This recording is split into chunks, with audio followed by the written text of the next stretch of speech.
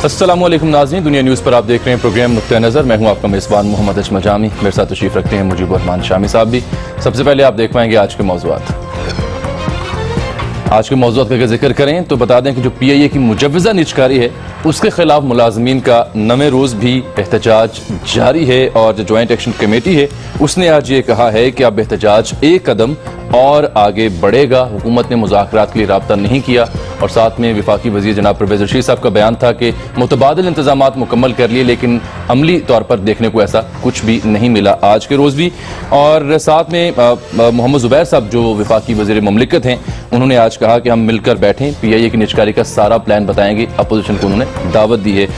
खुर्शीद शाह साहब ने, इमरान खान साहब ने हुकूमत को आड़े हाथों लिया और साथ में आज हमने देखा कि हुशाब गवादर जो शाहरा है उसका इफ्तिताह किया गया। आर्मी चीफ और वज़ीर आज़म नवाज शरीफ साहब भी साथ दिखाई दिए एक ही गाड़ी में। बलूचिस्तान पे जो सेमिनार हुआ कल भी जिक्र किया था, उसकी डिटेल्स अधूरी रह गई, आज प्रोग्राम में जिक्र करेंगे। और आखिर में जनाब इंतजार हुसैन साहब का जिक्र करेंगे जो कल इस दुनिया से रुखसत हो गए। शामी साहब बहुत हैवी एजेंडा है तो शुरू कर लेते हैं PIA से ही।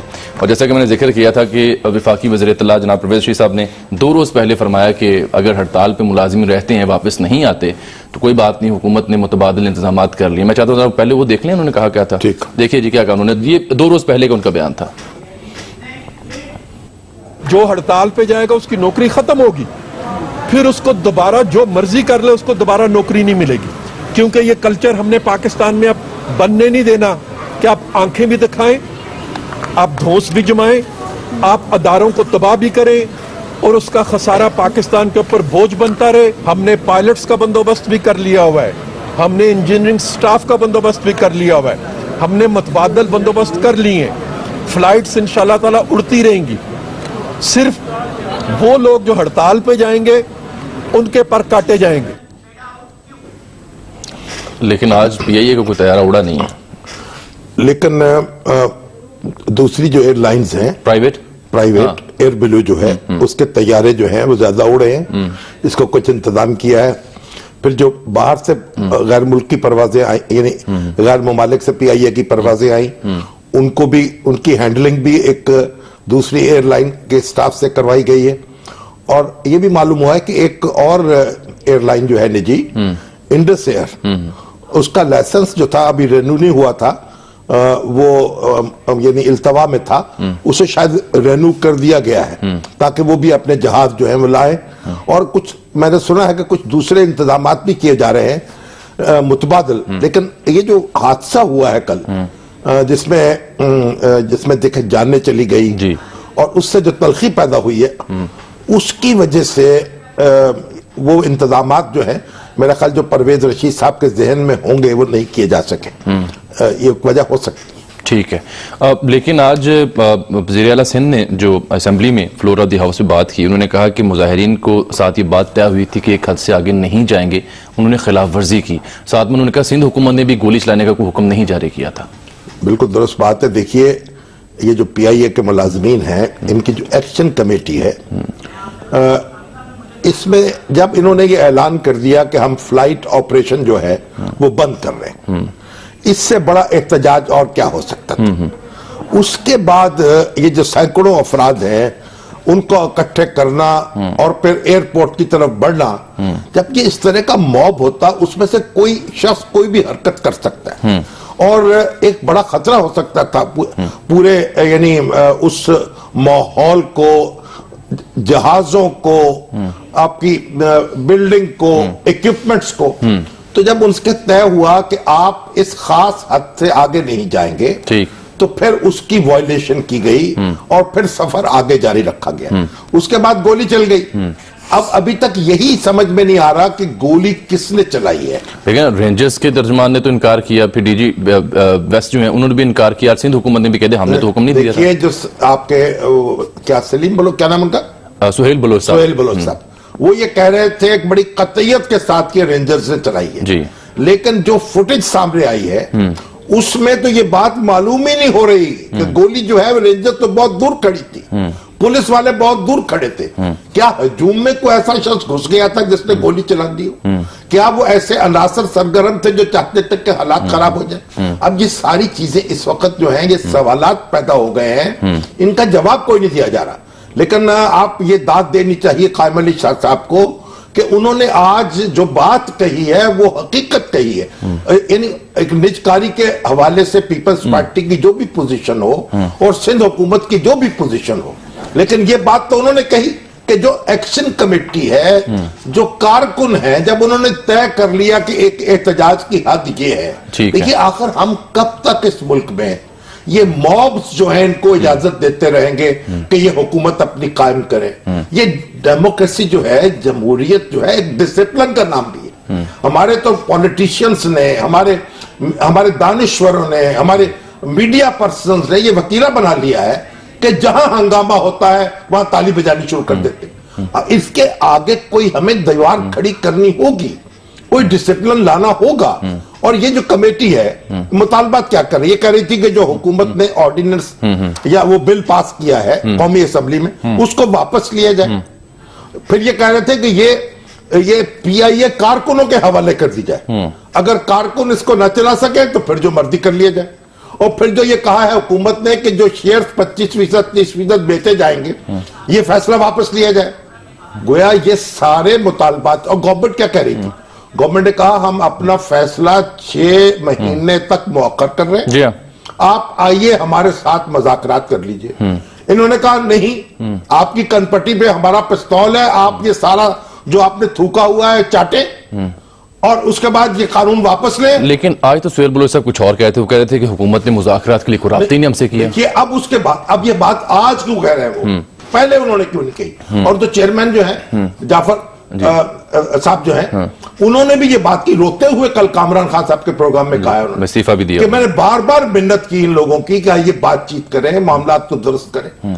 देखिए अब होता यह है, जब कहीं ऐसा हादसा होता है, जानें चली जाती हैं, खून बहता है, लोग इकट्ठे होते हैं, हम हर चीज भूल जाते हैं और फिर उस एक और तरह की कवाली शुरू कर देते हैं। अनफॉर्चुनेटली मुझे भी कई लोगों के दोस्तों के फोन आए कि देखिए भी आप जरा, अभी डॉक्टर हुसैन पाचा साहब जो था बड़ी लंबी बहस कर रहे थे मुझसे कि भाई देखिए कारकुन जो है उनका साथ देना चाहिए। भाई कारकुनों का साथ देना चाहिए जहां उनकी हदूद में, उसकी हद में रह के। ठीक, अब कारकुन अगर बात ना सुन रहे हो, कारकुन जो है कानून को अपने हाथ पे ले रहे हो, कारकुनों की लीडरशिप ऐसी हो जो मुज़ाकरात पर तैयार ना हो, तो क्या बात सुनी जाए? ठीक है, इसलिए अब ये मामला जो है सारा, अब जो हमारे पॉलिटिशियंस जो है ये सियासत करना चाहते हैं, इस पे मईशत पर सियासत करना चाहते हैं, उनको चाहिए कि खुदा खौफी करें, ये मुल्क को, मामलात को संभालें, बैठें, बातचीत के जरिए मसाइल का हल निकालें। बिल्कुल ठीक। शाम साहब आपने जिक्र किया था कि मुतबादिल इंतजामात का, तो तारिक अजीज दुनिया न्यूज के नुमाइंदे से एहतजाज को भी कवर करें। कराची जहां पर ये मरकज है एहतजाज का, वहां वो मौजूद हैं और बता रहे थे कि कराची में तो कुछ ऐसे इंतजाम देखने को नहीं मिले। मजीद उनसे पूछ लेते हैं। तारिक, क्या सूरत हाल रही यहाँ पर कराची में? कोई मुतबादिल इंतजाम देखने को मिले, यानी फ्लाइट ऑपरेशन को मामूल पर रखने के लिए? कोई मुतबादिल इंतजाम देखने को नहीं आए और मुसाफिर बिलखुसूस उम्रा ज़ायरीन की बहुत बड़ी तादाद थी जो कि रुल गई है इस फ्लाइट ऑपरेशन की मनसूखी और मुअत्तल होने के बायस। जो एयरपोर्ट होटल है, 300 कमरे हैं उस एयरपोर्ट होटल के, वो खचाखच भरे हुए हैं, बल्कि ओवर क्राउडेड हुआ है। तकरीबन 400 के करीब मुसाफिर हैं जो वहां ठहरे हुए हैं। और सबसे अहम बात यह है कि कराची के मुसाफिर उसमें नहीं है। ये तमाम वो लोग हैं जो कनेक्टिंग फ्लाइट के जरिए किसी न किसी तरीके से कराची पहुंच गए थे।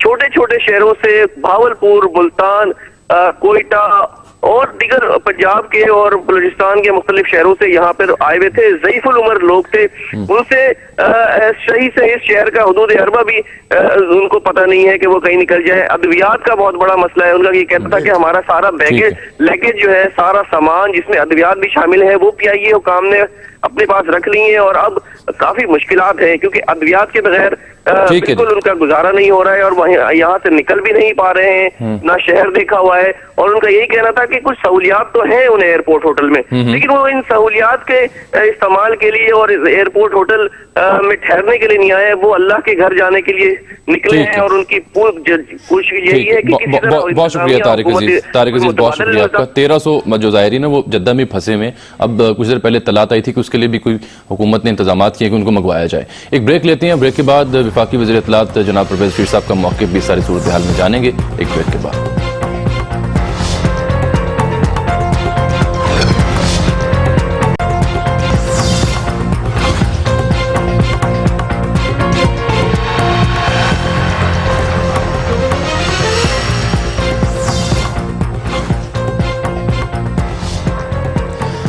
वेलकम बैक नाज़रीन। परवेज शेख साहब से भी रब्ता नहीं हो पा रहा, उनको हम ट्राई कर रहे हैं कि लाइन पर लें और उनका जो नुक्ता नज़र है वो जान सकें सारी सूरत हाल पे। लेकिन शाम साहब, आज खुर्शीद शाह साहब और इमरान खान साहब दोबारा से बोले हैं और हुकूमत की पॉलिसियों को उन्होंने सख्ती से निशाना बनाया है। सबसे पहले मैं चाहता हूँ परवेज जो खुर्शीद शाह साहब उनको सुन लेते हैं, उन्होंने क्या कहा आज। ये बात अगर ज़ियाउल हक कहता हुआ नजर आता तो मुझे अजीब नहीं लगता। यही बात अगर परवेज मुशर्रफ कहता हुआ नजर आता तो मुझे अजीब नहीं लगता, क्योंकि वो डिक्टेटर थे, तुम सियासतदान थे। तुमने अवाम से वायदा किया था, तुमने कहा था वोट लेने से पहले अपने मैनिफेस्टो में कहा था कि मैं निजकारी नहीं करने दूंगा। तुमने अभी इस वक्त इस महीने में तुमने मजदूरों को यकीन दिलाया कि मैं निजकारी आखिरी आदमी होगा जो निजकारी की बात करूंगा। हमने तेरे साथी गुरु ज़ियाउल हक से भी जंग की थी। मैं तो समझता था कि ज़ियाउल हक खत्म हो गया, मिट गया, मगर कल फिर मैंने देखा कि वो जिंदा होकर घूम रहा है। अगर तालिबान के हाथों कोई शहीद होता है तो सब हम मुत्तफिक होते हैं कि तालिबान ने शहीद किया है, और मुज़ाहमतें करते हैं और उनके पास जाते हैं। अगर हुकूमत तालिबान का रूप धारे तो क्या होगा फिर?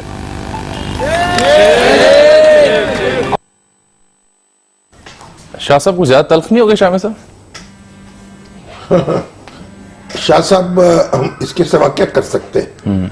ये सियासी लीडर जो हैं इनको समझ में नहीं आता कि ये बात क्या कर रहे हैं।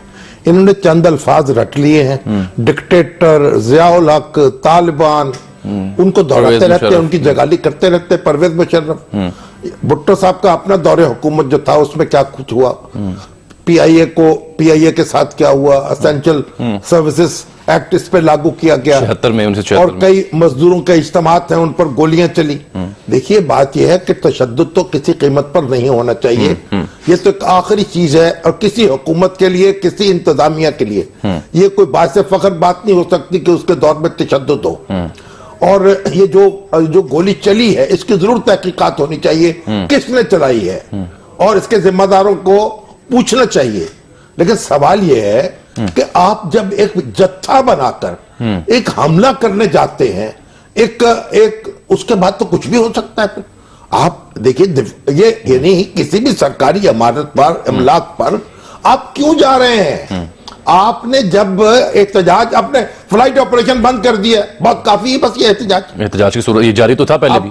तो शाह साहब जो हैं उनको चाहिए कि अब उनकी उम्र काफी हो गई है, कुछ थोड़े से अकल के नाखून भी ले लें, कोई हर्ज नहीं है इसमें। ठीक, और कोई हल निकाले चीजों का। ठीक, वो हल का मैं सवाल आपसे पूछूंगा। और ये कभी देखिए, नवाज शरीफ साहब ने कभी ये बात नहीं की, तो हमेशा कहते हैं हम निजकारी के हामी हैं। और इस वक्त भी हुकूमत ये जो कह रही है, वो कह रही है हम 25% शेयर बेचना चाहते हैं। जी, पैसा कौन डालेगा?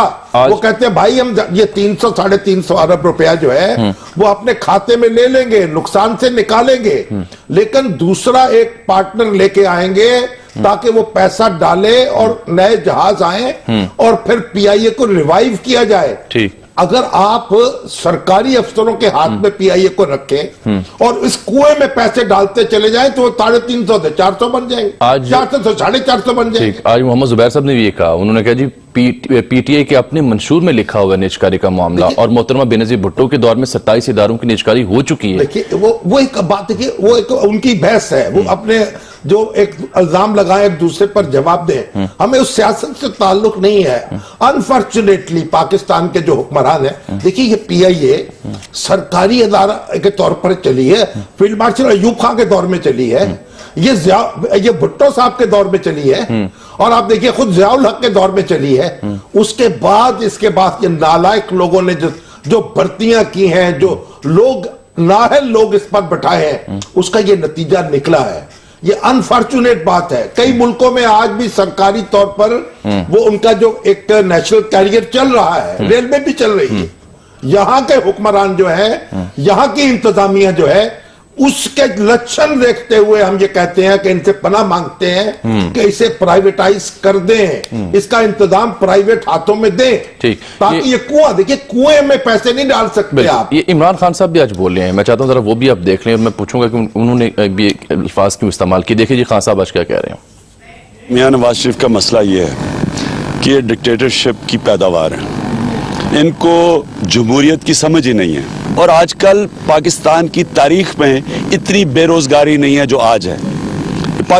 यानी इन्होंने आसिफ जरदारी के दौर में जो बेरोजगारी थी उसका भी रिकॉर्ड तोड़ दिया इन्होंने। ये बुलडोज करने की कोशिश है, मिलिट्री डिक्टेटर की तरह जनरल नवाज शरीफ बने हुए हैं। मैं इंशाल्लाह 6 को खुद शिरकत करूंगा, फैसला कर रहा हूं कि कराची में या इस्लामाबाद में मैं एहतजाज में शिरकत करूंगा। हमारी पार्टी सारे पाकिस्तान में डिस्ट्रिक्ट हेडक्वार्टर्स में एहतजाज करेगी। डी चौक दोबारा तो नहीं आबाद हो रहा शामिल साहब? भैया बात हो जाए तो हो जाए, कर ले रौनक लग जाएगी। ये तो घर फूक तमाशा देखना है। वो कह रहे हैं ये जनरल बने हुए हैं। वो भाई जनरल जो है राहील शरीफ, उन्होंने तो इस मुल्क को एक नई जिंदगी दे दी है। हाँ जी, उन्होंने तो ऑपरेशन किया है और ऑपरेशन जो कानून शिकनों को सजा दे रहे हैं। ठीक। तो जनरल का नाम आप नवाज शरीफ के साथ लगा के तो आप उनकी इज्जत में इजाफा कर रहे हैं ना। ये जनरल किसी को कहना ताना दे रहे हैं आप। ये आपको खुदा खौफी करनी चाहिए। ये जनरल का लफ्ज जो खुदा ना खास्ता कोई गाली है? जनरल का लफ्ज तो इज्जत की बात है। इमरान खान साहब आप होश के नाखन लें। और दूसरी बात ये कि ये डिक्टेटरशिप क्या भाई, डिसिप्लिन लेके आना, कोई फैसले करना। अगर इस मुल्क में दहशतगर्दी खत्म नहीं होगी, इस मुल्क में कोई सरमायाकारी नहीं होगी, इस मुल्क में खसारे के यूनिट जो है उनको आप ठीक नहीं करेंगे, तो फिर कैसे आप बेरोजगारी दूर करेंगे? बिल्कुल ठीक। यहाँ प्रोग्राम वक्त है एक ब्रेक का, और ब्रेक के बाद हम सवाल ये उठाएंगे कि आखिर इस सूरत हाल का हल क्या है। एक ब्रेक के बाद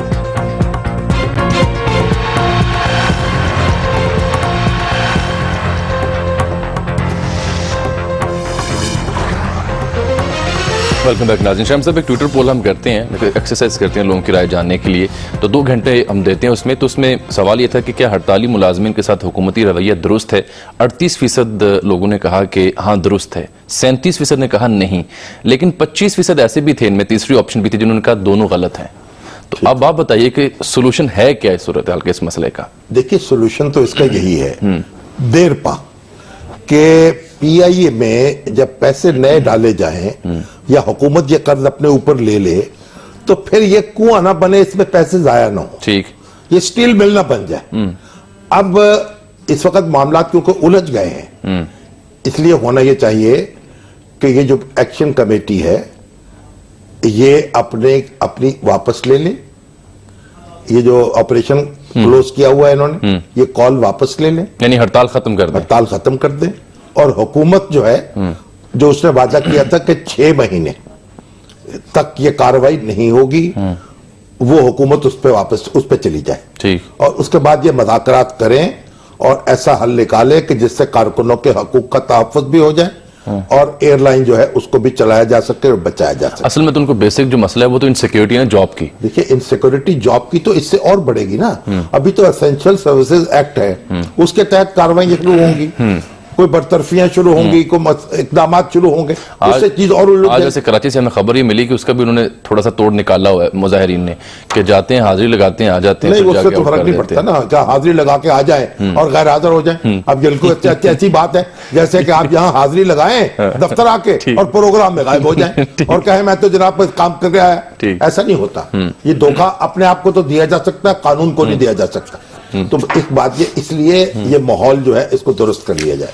वगरना ये बात भी मुझे किसी ने बताई कि जो गैर मुल्की एयरलाइंस हैं बाज़, उनसे भी ये बात की जा रही है कि वो लाहौर, इस्लामाबाद और कराची से होते हुए यानी अपनी परवाजें चलाए ताकि ये भी यहां से पैसेंजर उठा सके। ठीक। और वैसे हुकूमत ने ये जो दावा किया था कि हमने सारा इंतजाम कर लिया है और हवाबाज जो है वो हमारे तैयार होंगे, इंजीनियर्स भी हैं। अब हुकूमत को बताना चाहिए कि फिर वो क्या एयरफोर्स से मामला करती या किसी और सूरत से करती, फिर ये तैयारे जो है उड़ाने चाहिए थे। परवेज साहब नहीं आ सके। अब परवेज रशीद साहब जो थे वो कह रहे थे मैं मौजूद दूंगा टेलीफोन पर, लेकिन फोन ही नहीं, आप उन्हें फोन उठा नहीं रहे। तो शायद हो सकता है कोई इंतजाम में मसरूफों को पायलटों से बात कर रहे हैं।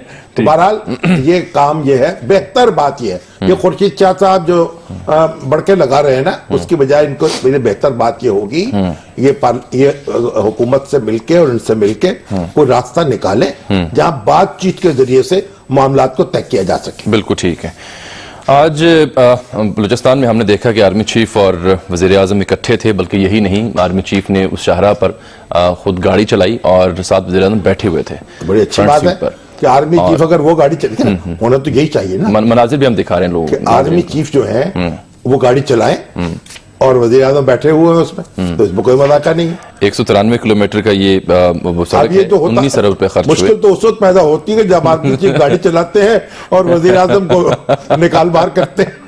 ठीक है, तो इससे तो ये आज तो उन्होंने एक और शाहरा जो है उसका इफ्तिताह किया है, गवादर तुर्बत होशाब। हाँ, ये खुशाब नहीं है नाज़रीन, होशाब। और इस देखिए बात ये, आर्मी चीफ जो है वो ये कहते हैं कि ये जो फौजी तंजीमें हैं जो ये सड़कें बना रही हैं, जाने कुर्बान कर रहे हैं इनके लोग, और बलूचिस्तान में सड़कों की तामीर पर काम हो रहा है और एक नक्शा वहां बदल रहा है।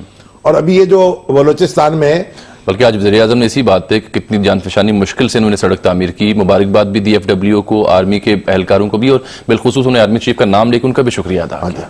इसलिए आप देखिए कि ये पलक झपकते में तो सारे काम नहीं हो सकते, लेकिन कुछ सब्र तो करना पड़ेगा ना।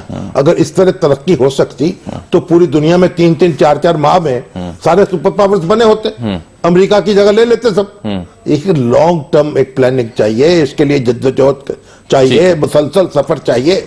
और कल जो जिस सेमिनार से आप वापस आ रहे हैं क्वेटा से, खुशहाल बलूचिस्तान सेमिनार, मैं तो ऐसे वापस आया हूँ तो PIA की जहाज, PIA तो थी नहीं, ठीक, तो कैसे पहुंचे आप? C-130। अच्छा, मैं अल्लाह तौबा करके बैठे और बड़ी मुश्किल से पहले तो कहा जी इस्लामाबाद लेके जाएंगे, फिर वापस आपको, फिर यहां से आएंगे, फिर पता नहीं मोटरवे पे आएंगे, बड़ी मुश्किल से करके बहरहाल 3 बजे हम यहाँ पहुंचे।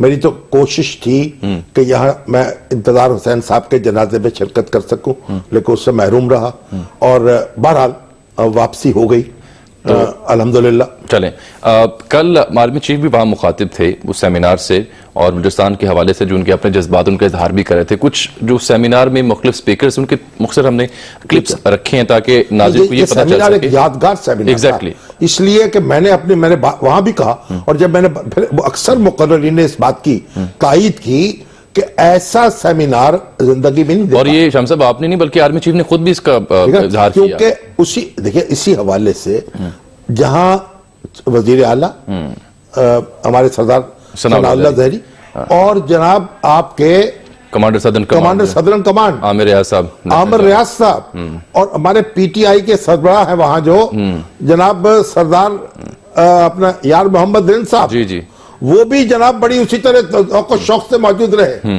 और JUIF के लोग भी सुना, JUIF के जो लीडर ऑफ द ऑपोजिशन है, नेशनल पार्टी के लोग भी, मौलाना अब्दुल वासे, नेशनल पार्टी के अचकजई साहब, अहमद अचकजई उनके वजीर थे, और फिर डॉक्टर अब्दुल मालिक जो है वो भी उसमें शरीक हुए। अब लेकिन वजीर आला और कमांडर सदरन कमांड 2 दिन मुसलसल इस तरह जमकर बैठे।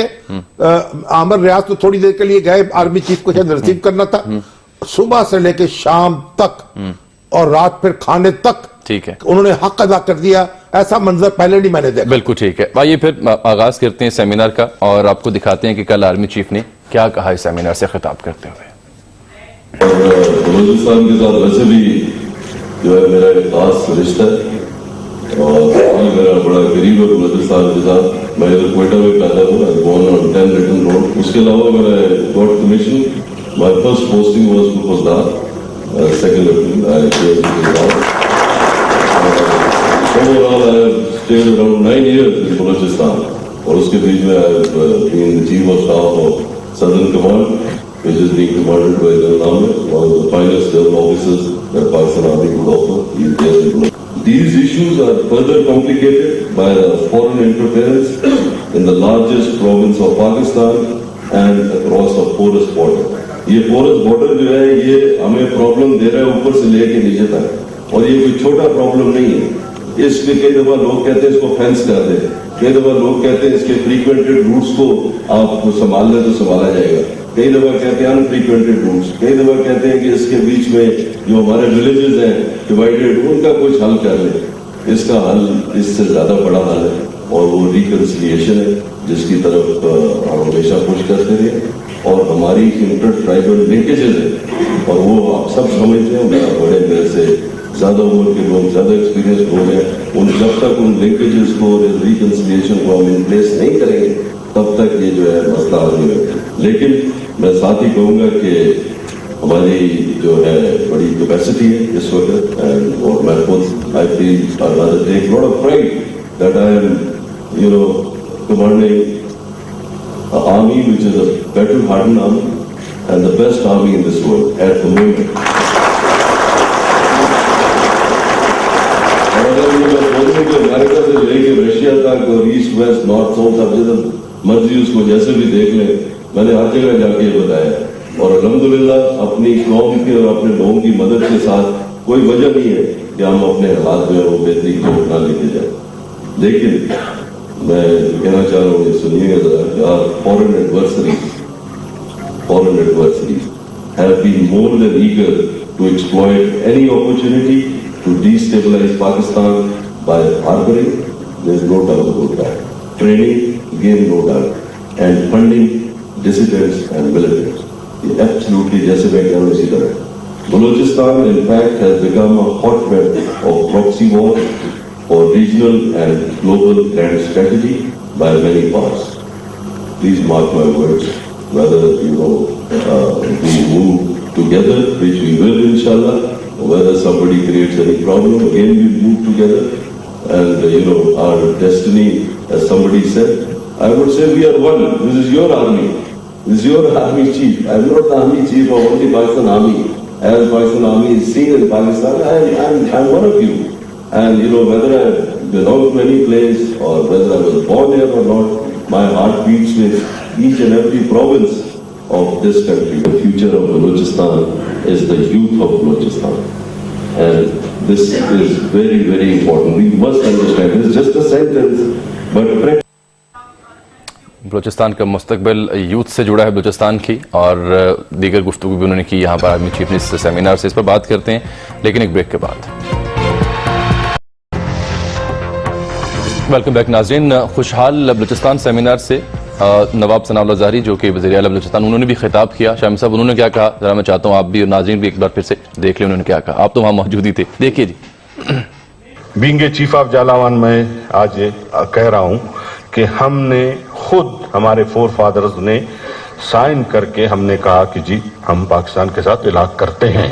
लेकिन आप देखें, आप चाहें यहाँ पर चक्कर लगा के देखें कि बलूचिस्तान में पश्तून बेल्ट या बलोच बेल्ट में कितने फीसद लोग हैं जो पाकिस्तान की मुखालफत में बात करते हैं और जो पाकिस्तान की हिमायत नहीं करते हैं। मैं समझता हूं कि जो लोग 5% भी कहते हैं उससे भी मैं इख्तिलाफ नहीं रखता हूं। शामी साहब, मैं उससे भी इख्तिलाफ रखता हूं। 5% भी नहीं है, क्योंकि गिने चुने ट्राइब्स है यहाँ पर, बड़े बड़े ट्राइब्स है। जाम साहब आपके सामने बैठा हुआ है, अब जाके लसबेला में सर्वे करे। मेरे ख्याल आपको कोई 50,000 आदमियों में 50 आदमी मेरे ख्याल जाम साहब ऐसे ही होगा जो आपको मिलेंगे। वो भी हम कहते हैं जुबान के नीचे जो बात होती है उस तरह से वो पाकिस्तान की मुखालफत करेंगे, लेकिन बरमला नहीं करेंगे।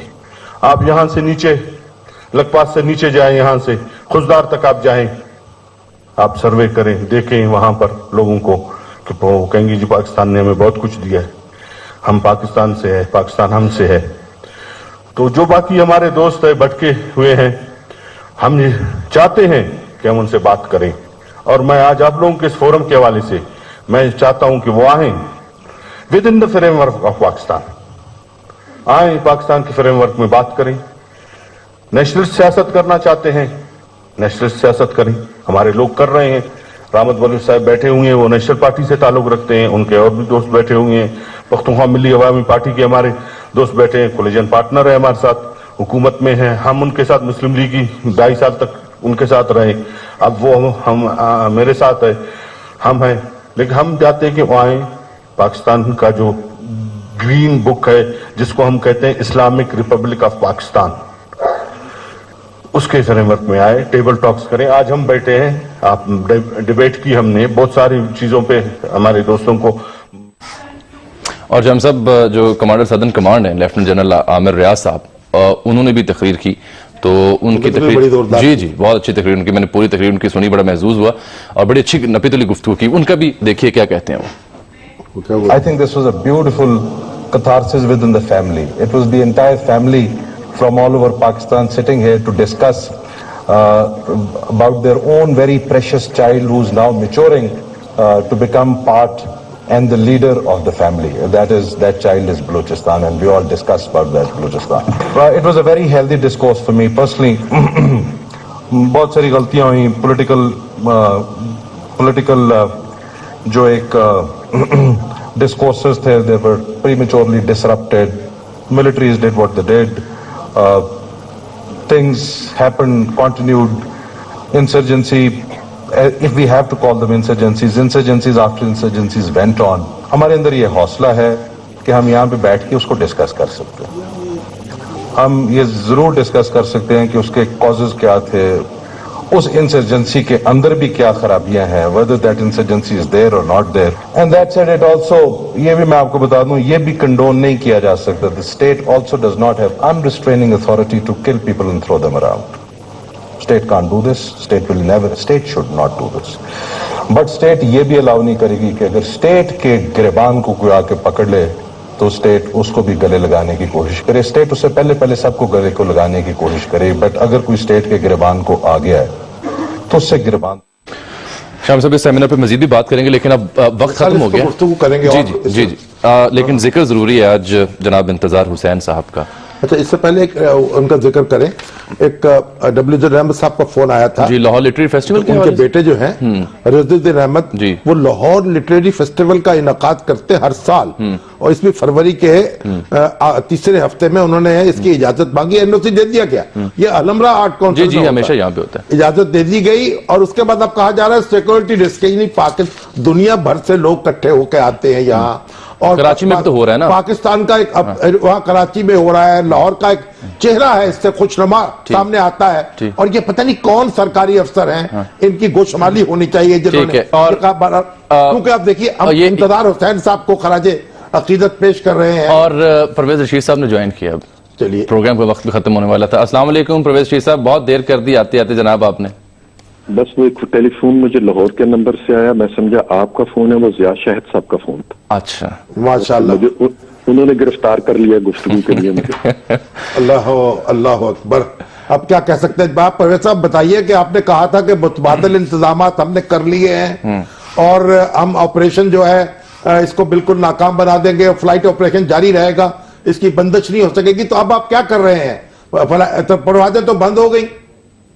शामी साहब, कल 12:30 बजे तक उन मुतबादल इंतजामात ने भरपूर तरीके से अपना किरदार अदा किया। आपने देखा कि तमाम बैन अल-अक़वामी भी और मुल्की फ्लाइट्स वक्त पे गई और वक्त पे वापस आई, सब कुछ ठीक ठाक तरीके से चल रहा था। और इसी मुतबादल निजाम के बारे में मैंने अर्ज किया था। लेकिन 12:30 बजे के बाद जो एक हादसा कराची में पेश आया, जो हम सब के लिए तकलीफ का सबब बना, उसने सूरत हाल को तब्दील कर दिया। हमारे पास एक और प्लान भी है जिसके जरिए हम कोशिश करेंगे कि मुसाफिरों को कम से कम तकलीफ पहुंचे। लेकिन अब सूरत हाल में एक और तरह की चीजें जो हैं, अनासिर जो हैं, सियासी अनासिर भी हैं, दूसरे भी हैं, जो इसको एक्सप्लॉइट करके अपने मकासद हासिल करना चाहते हैं। तो हम इसको पॉलिटिकली सॉल्व करने की भी कोशिश करेंगे, बातचीत के जरिए सॉल्व करने की भी कोशिश करेंगे, और PIA के मुसाफिरों को किसी किस्म की तकलीफ से बचाने के लिए अपनी जो हमारे अल्टरनेट प्रोग्राम है, कंटीजेंसी प्लान जो हमने बनाए हुए हैं, उन पर भी अमल करेंगे। कोई तफसील इसकी बयान करना पसंद करेंगे आप? देखिए, हमने प्राइवेट एयरलाइंस हैं, उनसे भी हम राब्ते में हैं कि वो अपनी फ्लाइट्स की तादाद को बढ़ा दें। फिर बहुत सारे पाकिस्तान में ऐसी एयरलाइंस जो हज के दिनों में ऑपरेट होती हैं, उनके केसेस भी हमारे हैं, उनको भी हम कोशिश कर रहे हैं कि उनके जरिए भी फ्लाइट्स जो है उसकी तादाद को बढ़ा दिया जाए, ताकि मुसाफिरों को जो तकलीफ है, कोई अपनी माँ की बीमारी पे जाना चाहता है, कोई बहन की शादी पे जा रहा है, कोई रोजगार के लिए जाना चाहता है, उन लोगों को हम तकलीफ न होने दें। और ये फर्ज तो हमारा भी है और हड़तालियों का भी है, लेकिन हड़ताली अगर फर्ज पूरा नहीं करते तो हम अपने इस फर्ज को पूरा करने के लिए ये काम इंशाल्लाह ताला करेंगे। लेकिन परवेज साहब, वो हड़ताली ये कहते हैं कि हुकूमत ने कोई राब्ता नहीं किया किसी किस्म के मुज़ाकरात के लिए। आज भी स्टेटमेंट आई सुहेल बलोच साहब की। देखिए, अर्ज ये है कि इस तरह के जो मुतालबात होते हैं और इस तरह की जो बातचीत होती है वो धौंस के जरिए नहीं की जा सकती है, वो आपकी कनपट्टी पर पिस्तौल रखकर नहीं की जा सकती है। हमने उनको ये नहीं कहा था कि प्राइम मिनिस्टर साहब उनसे मिले थे, वजीर खजाना उनसे मिले थे, नेशनल असेंबली की स्टैंडिंग कमेटी के अरकान उनसे मिले थे और उनको ये सारी बातें कन्वे की गई थी और प्राइम मिनिस्टर साहब ने उन्हें यकीन दिलाया था कि 6 महीने तक आप PIA को बेहतर बनाने के लिए इकदामात करें, हम जो फैसला करेंगे 6 महीने के बाद करेंगे। उन्हें चाहिए था कि अपने प्राइम मिनिस्टर की इस बात पर एतमाद कर लेते। और अभी भी PIA हमें जब मिली तो 18 जहाज थे, अब उसके पास अल्हम्दुलिल्लाह 40 जहाज हैं। उसकी पंक्चुअलिटी 62 थी, आज उसकी पंक्चुअलिटी 82 है, जो कतर एयरवेज की 87 है, जिसे बेहतरीन लाइन तस्वर किया जाता है। तो हमने PIA को संभाला देने के लिए हुकूमत ने बहुत से इकदाम भी किए, तावन भी किया और अभी भी उन्हें मजीद 6 महीने वक्त दिया गया था ताकि वो अपने हालात को और बेहतर कर सकें। प्रोफेसर साहब, आज प्रोग्राम का वक्त खत्म हो गया क्योंकि लेट आप हमें ज्वाइन कर सकें, तो कल अगर मौका मिलेगा तो आपसे दोबारा तफसीली गुफ्तगू भी हम करेंगे। इंतजार हुसैन साहब जो है जी, उनका बहुत शुक्रिया जो है वो भी कल करेंगे बिल्कुल। और नाज़रीन, प्रोग्राम का वक्त यहाँ पर खत्म, आपसे मुलाकात कल, तब तक लिए इजाजत, अल्लाह।